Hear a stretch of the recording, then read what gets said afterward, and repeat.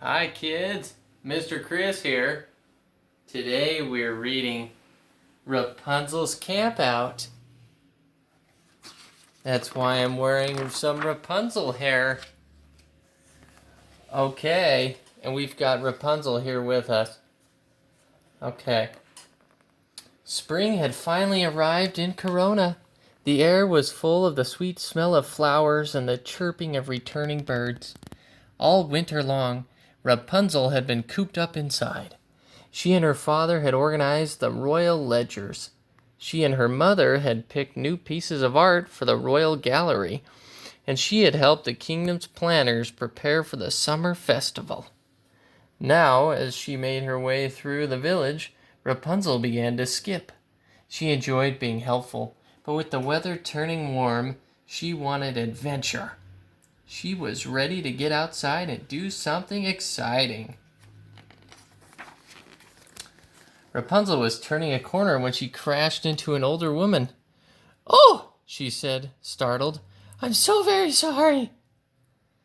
"No need to apologize," the woman said with a smile. She was holding out onto a small donkey hitched to a cart full of flowers.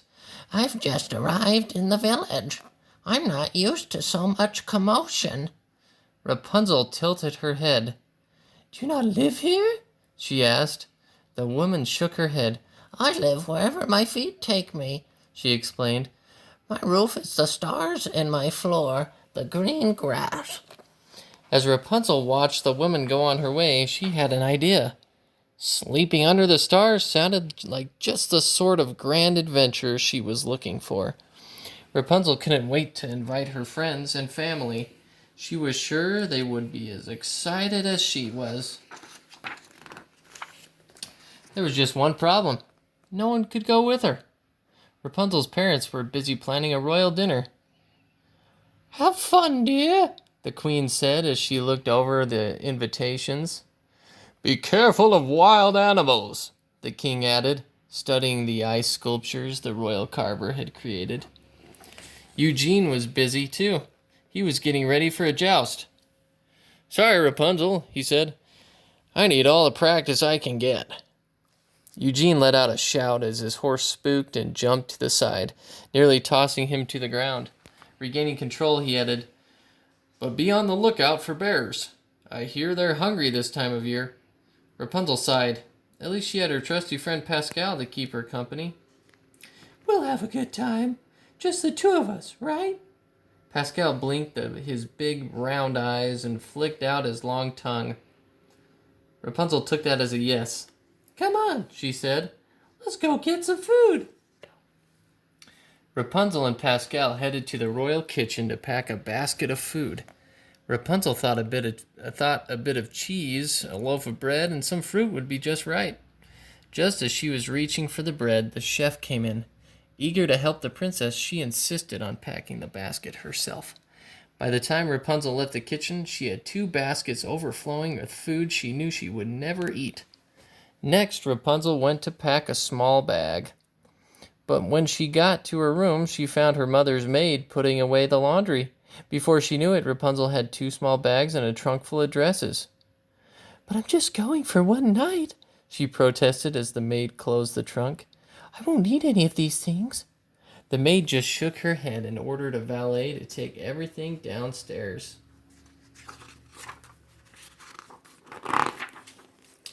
Finally, her cart loaded with bags, Rapunzel set off. "We'd better get moving, Pascal," she told the chameleon. "We need to find a place to set up camp before it gets dark." As Rapunzel drove the cart through the countryside, she swiveled her head left and right. At last, she came upon a large patch of clear ground beside a stream. Branches from a large willow tree provided just enough shade, and the trunk was a good place to rest her back. It was perfect. Rapunzel wasted no time. She unhooked the horse from the wagon and then set about collecting firewood. In no time, she had a pile of branches. Rapunzel stacked the branches in a circle. Then, rubbing 2 pieces of wood together, she got a small fire going. It was just big enough to cook some food and keep her warm. Rapunzel looked at the baskets of food the chef had prepared. Then she reached into her bag, pulled out a net, and marched into the stream. Soon she had caught 3 fish for dinner. Rapunzel smiled. She was sure making dinner herself would be more satisfying than just eating what the chef had sent with her. As the sun set, Rapunzel prepared her fish and cooked them over the fire.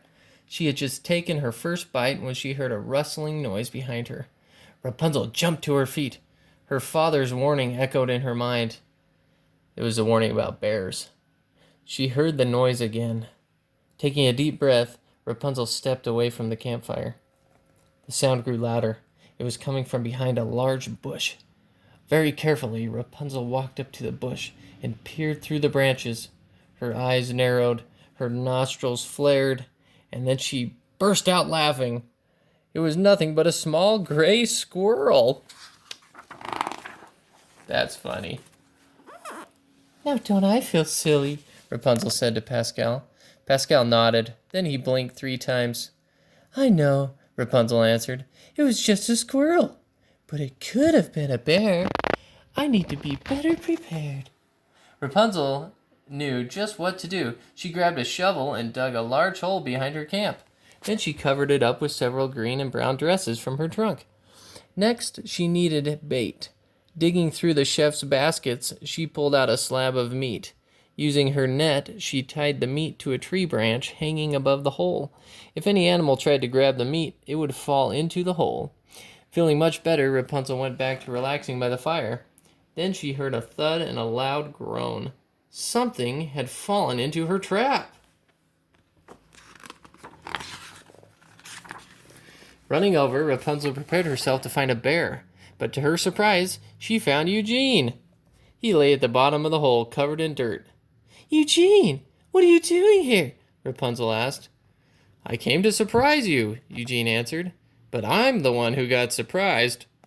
Laughing, Rapunzel helped Eugene out of the hole. Sorry, but you were the one who told me about bears, she said, smiling. I should have known you would be fine on your own, Eugene said. Rapunzel nodded. I am, she agreed. But I'm glad you're here. A camping trip is always more fun when you have stories to share. And after today, I have plenty of those. There you have it. Thanks for joining me today.